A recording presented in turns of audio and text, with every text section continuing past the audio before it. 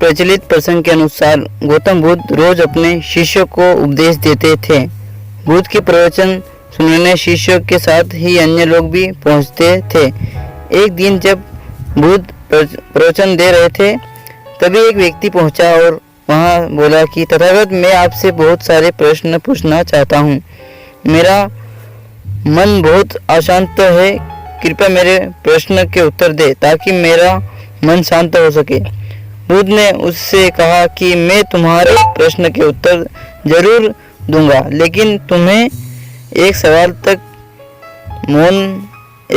मौन धारण करना होगा। 1 साल के बाद तुम जो भी पूछोगे तुम्हें उसका उत्तर जरूर मिल जाएगा। उस व्यक्ति ने कहा कि 1 साल बाद आप मेरे प्रश्नों के अवश्य देंगे ना?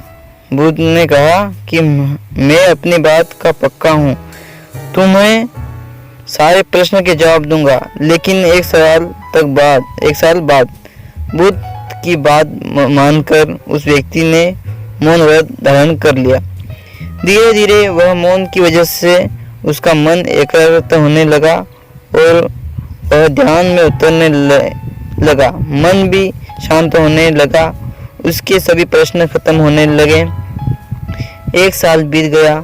समय पूरा होने के बाद बुद्ध ने उस व्यक्ति से कहा कि अब तुम अपने सभी प्रश्न मुझे पूछ सकते हो। यह बात सुनकर वह व्यक्ति हंसा और कहा कि 1 साल पहले मेरे मन में कई प्रश्न थे, लेकिन अब सारे प्रश्न शांत हो गए। अब मेरे पास आपसे पूछने के लिए कोई प्रश्न नहीं है।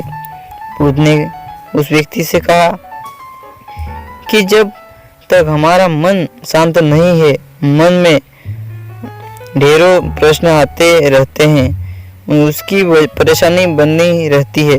ज्ञान और भ्रम की वजह से हमारा मन प्रश्नों के उत्तर तक पहुंच ही नहीं पाता। कुछ समय मौन धारण करके हम हालतों को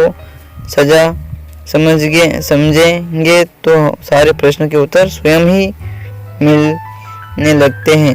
मन शांत हो जाता है तो सभी प्रश्न भी खत्म हो जाते हैं।